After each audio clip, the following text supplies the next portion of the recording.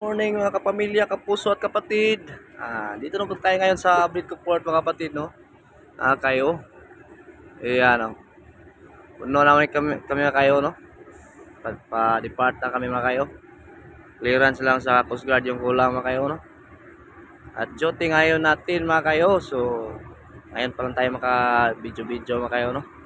Kasi pag hindi duty ko mga kayo is tulog ako mga kayo. Kasi nakapagod yung kulang sa tulog mga kayo.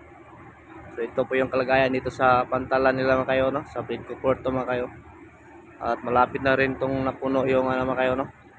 Yung Flores. Yung barko sa Montenegro mga kayo. So kami lang yung dalawa dito nag-loading mga kayo, no? So ito po yung lang po yung update natin ngayon mga kayo. Salamat sa panonood mga kayo, no? God bless. Ingat lang tayo palagi mga kayo. Goodbye.